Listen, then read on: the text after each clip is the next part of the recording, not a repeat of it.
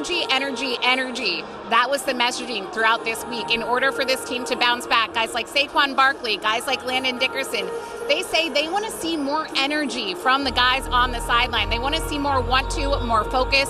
They say execution fuels emotion. Nick Sirianni said he's confident that this team can bounce back. They're not letting any of this outside noise get to them. They're ready to take on Justin Herbert and the Chargers here tonight. And it will certainly be a hostile environment here at the Link. Nakobe Dean was telling me he was explaining the environment here in the postseason to some of the rookies like Jahad Campbell. He said it's like trying to describe an amusement park that they haven't been to before. They just have to go out there and experience it themselves. What an insane but incredible way to finish the game. What's going through your mind right now? That was insane. Coming off that ending. So happy for Jordan Davis. Oh my God. When I talked to you earlier this week, you described this young defensive unit with the Birds as hungry. You said that it's amazing to see them with their mentality after winning a Super Bowl come out and still be hungry for another one. How did you see that play out today on the field? Now, all week, you guys preached that this wasn't a revenge game. But now that you've won, how good does it feel? It feels really good. Well, the Eagles got back in the win column last week, but their win over the Browns has raised some questions when it comes to the offense. Why doesn't Jalen Hurts target the middle of the field? What's up with the slow starts? The list goes on. And the players are absolutely all in on Nick Sirianni. I mean, you can just tell in the messaging and in the language that he uses, and then in the language that the players use when we're talking to them. You know, the tough, detailed together. You can't be great without the greatness of others. Every week he kind of gives a different message, and it really resonates throughout the locker room. And I also think, going back to that, you know, calm sense of confidence that we feel because the players and the team feel it, that stems from Nick Sirianni. Now, I know a lot of people don't associate the word calm with Nick Sirianni, but it's true. And I think that that is a really big factor in being a successful head coach. When you look at the Super Bowl championship Eagles offense, the passing game was still lacking in a lot of areas throughout the majority of last season. It was the run game being so explosive, and Saquon Barkley having the season that he did that really covered up for that passing game. That, yes, the passing game came through in the Super Bowl, but you know the Chiefs sold out to stop the run. A win is a win, and while the Eagles ultimately beat the Saints, head coach Nick Sirianni's bold fourth down call certainly didn't make it easy, which raises the question, are the Birds winning despite of or because of Nick Sirianni? Well, when you play in Buffalo, you should expect to play in the elements, and that's certainly what the Eagles are getting here today. Now, the good news is it's not freezing cold. As you can see, this is pouring rain. It was expected to be potentially freezing rain, just normal rain for now, but the winds are expected to increase as this game goes on. But I was talking to Jordan Davis. He told me he's excited to play in Buffalo for the first time in what is potentially one of the very last games to be played here at Highmark Park. Cooper, you led the team in tackles in a really gritty defensive win. You came up big so many times. What do you take away from this win? Shoot, I know it's hot. It's real hot. Felix, your pick six, interception of Carson Wentz, ran it back 42 yards. That really felt like it swung the momentum early in the game. Can you take me through that play?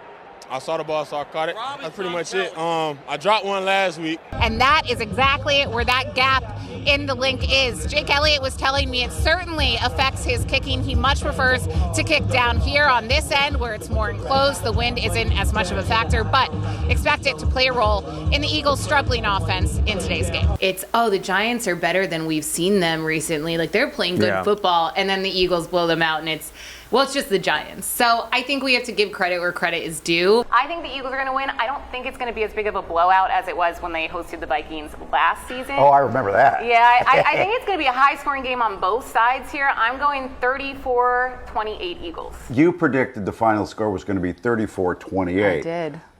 What was the final score of that game? I think it was 34-28. The Eagles are underdogs for the first time all season, despite having the best record in the league at 10-1, despite hosting the 8-3 49ers at home. Vegas still thinks San Francisco's going to win. With Christmas just around the corner, we're making a list, checking it twice, and it turns out most of the Eagles aren't naughty. They're nice. Do you like what I did there? Now, the Eagles are so nice. In fact, some breakout players might just deserve a little extra love this holiday season. What a defensive battle all four quarters. It felt like you were all over the field tonight. What was working for you defensively? Just physicality. We knew we had to come in and be a physical team. You told us earlier this week, you said we just have to execute before we can even think about putting the hats and T-shirts on. Now, can you go back to the locker room, celebrate a little before looking ahead? Definitely. You know, winning in the NFL is hard enough. I mean, a completely dominant Lions offense. You led the charge in shutting them down, especially when it comes to Amon-Ra St. Brown. What was working for you throughout not just this game, but the Monday Night Football game less than a week ago? Man, that pass rush, they get out there. Cooper, take me through that final Bills drive. You guys came up with stop after stop. They had a touchdown. It was called back, got another one. What was going through your mind? Man, chaos. Now, focusing on yourself here, you are having yourself quite the season. You have 9 touchdowns. You had 2 today. Put up a ton of yards, help this offense get things going. What's clicking for you specifically? Yeah, they called my number, and I just tried to make the most.